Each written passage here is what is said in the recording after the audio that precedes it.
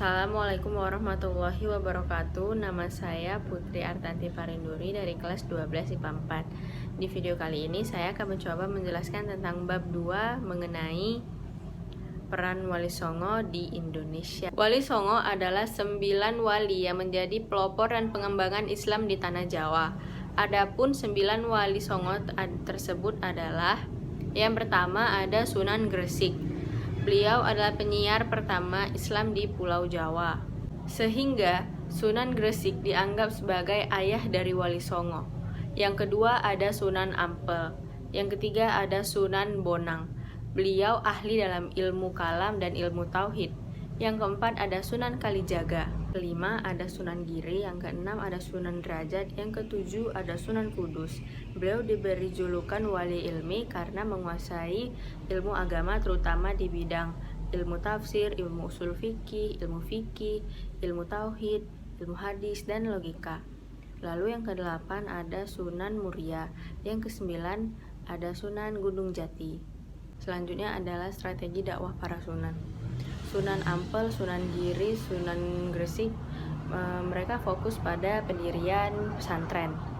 Jadi hingga sekarang sistem yang digunakan Sunan Ampel pada pembangunan pesantrennya digunakan hingga sekarang, karena Sunan Ampel tidak hanya mengajarkan ilmu-ilmu agama seperti ilmu fikih, ilmu hadis, ilmu tauhid, melainkan juga mengajarkan ilmu pengetahuan umum seperti moral dan keterampilan. Selanjutnya ada Sunan Bonang, Sunan Derajat, Sunan Kudus, dan Sunan Kalijaga. Mereka fokus pada media kesenian dan budaya. Jadi mereka memasukkan nilai-nilai Islami ke dalam kesenian-kesenian atau budaya yang ada pada saat itu, seperti pada masyarakat pada saat itu suka bermain wayang. Nah, mereka mengganti cerita pada wayang itu menggunakan cerita Islami. Mereka memasukkan nilai-nilai Islami secara sedikit demi sedikit kepada kesenian dan budaya-budaya yang ada pada saat itu. Berikutnya ada Sunan Muria. Beliau adalah sunan yang memiliki kekhasan tersendiri dalam menyebarkan agama Islam atau menyebarkan dakwahnya. Beliau ini adalah wali yang lebih suka menyendiri dan hidup di desa-desa terpencil.